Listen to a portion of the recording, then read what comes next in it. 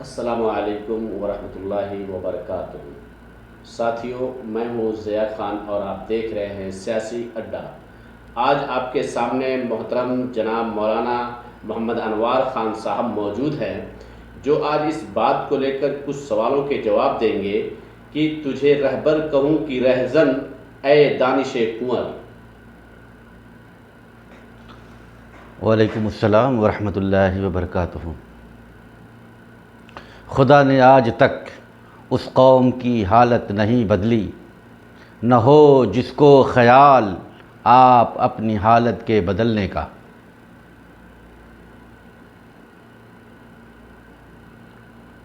हम तो वो हैं कि गालियाँ खा खा के भी बदमज़ा न हुए। दानिश अली कुंवर साहब,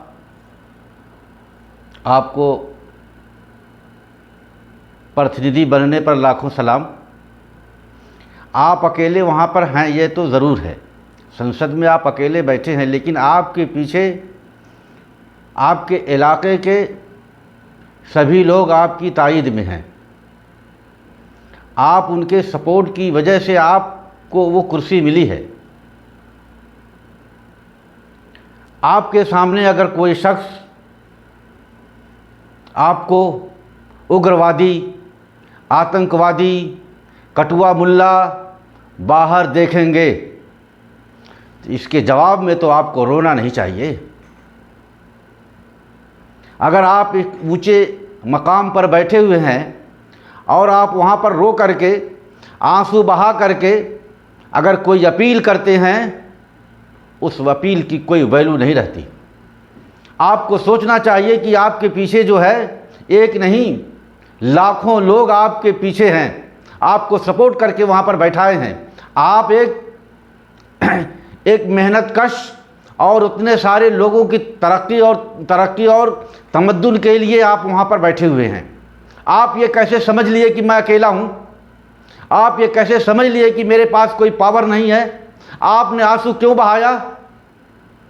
चंद ऐसे लोग जिनको उंगलियों पर गिना जा सकता है, जो गाहे बगाहे लोगों के ख़िलाफ़ इंसाफ पसंद और हक परस्त और मुल्क के हितई में काम करने वाले लोगों के ख़िलाफ़ गाहे बगाहे रोडों पर, गलियों पर और चौराहे पर ओल फोल बकते हैं और किसी को आतंकवादी, उग्रवादी का नाम देते हैं। आप इन ऐसे लोगों से, उच्छे लोगों से आप डर जा रहे हैं।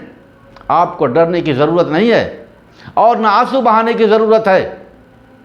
आपके साथ आपकी कम्युनिटी ही सिर्फ नहीं है, आपके साथ हर वो इंसाफ पसंद भारतीय है, हर वो अमन व चैन से रहने वाला हिंदुस्तानी है, जो ये चाहता है मुल्क की तरक्की में अपना रोल अदा करना चाहता है, चाहे जिस तरीके से। और आप उन लोगों के बहकावे में आकर के आप उनके रोब के नीचे आप दब जा रहे हैं। ये कैसा रोब? आपको आपकी हिस्ट्री नहीं मालूम? आपको आपकी हिस्ट्री मालूम होनी चाहिए कि अकेला रह करके भी हज़ारों में अपनी पहचान रखता है। आप कैसे डर गए? आपने कैसे आंसू बहा लिया? ये बिल्कुल शर्म और हया की बात है। आप अगर इस तरह आंसू बहा करके उस कुर्सी पर बैठे हैं तो आपको कुर्सी पर बैठने का कोई हक नहीं है। आपको चाहिए कि उसी संसद में मांग करें, उसी तरीके से मांग करें जो कानून के दायरे में, जो कॉन्स्टिट्यूशन कहता है उसी के दायरे में आपको अपना हक मांगना चाहिए था। उसी वक्त खड़े होकर के मांगना चाहिए था। आपने आंसू को बहाया और हक परस्तों को गालियां दी जाती हैं, इंसाफ पसंदों को गालियां दी जाती हैं। आज़ादी के मौके पर जो महात्मा गांधी और भीमराव अंबेडकर साहब और मौलाना अबुल कलाम जैसे आज़ाद लोगों को कितने अंग्रेज़ों ने गालियां दी होंगी, उन्हें जेल में कैद व बंद की ज़िंदगी गुजारी, सोबतें उठाई। क्या वो अपने आप को आंसू बहाया? अगर वो आंसू बहाते तो क्या हमारा हिंदुस्तान आज़ाद होता? यह है आज़ादी के लिए, आज़ादी के बाद ये आज़ाद मुल्क के आज़ाद फर्जंदों का ये हाल है। अरे आपको तो उसी हौसले के साथ जवाब देना चाहिए जिस हौसले के साथ चंद ऐसे नामर्द लोग जो जहां नहीं तहां लोगों को उल्टा सीधा बकते रहते हैं। आपको बिल्कुल डरना नहीं चाहिए था। मैं ये कहना चाहता हूँ, वही शेर जो मैं फिर दोहराना चाहता हूँ, खुदा ने आज तक उस कौम की हालत नहीं बदली, न हो जिसको ख्याल आप अपनी हालत के बदलने का। और रही बात रमेश भिदोरी साहब की, जिन्होंने ये जुमला इस्तेमाल किया, आतंकवादी, उग्रवादी, कटुआ बाहर देखेंगे, ये जुमला ज़ाहिरन तो बहुत तल्ख़ है, लेकिन ये जुमले कौन इस्तेमाल करता है, गाली कौन देता है, इस पर ज़रा आप लोग गौर करिए।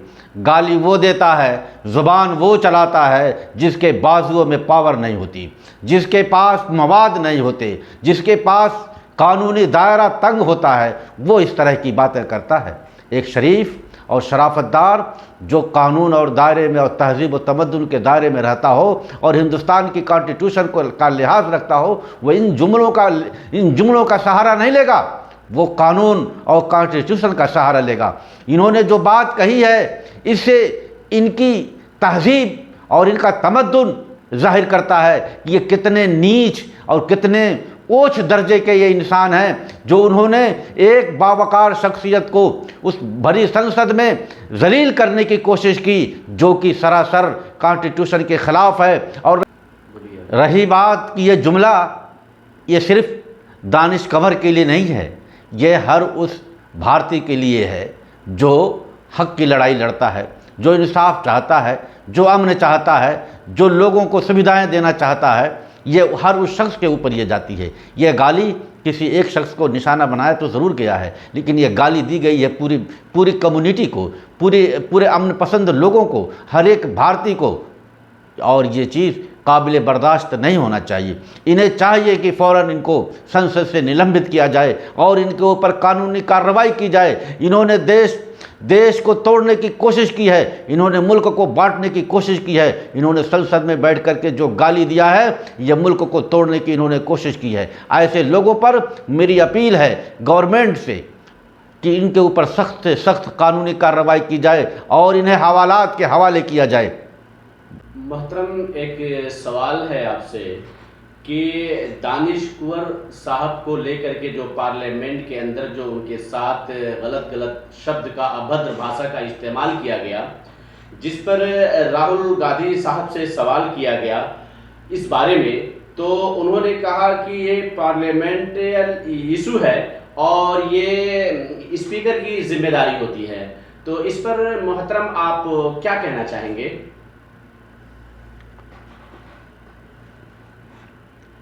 हिंदुस्तान जिंदाबाद, भारत जिंदाबाद। ऑनरेबल मिस्टर राहुल गांधी ने जो बात जवाब दी है कि ये पार्लियामेंटियन मामला है, सही है, पार्लियामेंटियन मामला है, लेकिन आपको अपील करने का तो हक है ना। आपसे तो ये कोई नहीं कह रहा कि आप फैसला सुनाइए, आपको अपील करने का हक है। आपको अपील कानून के दायरे में करने से कोई नहीं रोक सकता। आपने अपील क्यों नहीं की? फिर ये दूसरा जो शिक सामने आता है, आप फ़ौरन निकल जाते हैं दानिश कंवर के घर और उनसे मुलाकात करने के लिए। तो हम क्या समझें? हम क्या समझें उससे? मतलब ये आप खुद समझ लीजिए कि इसे क्या समझा जा सकता है।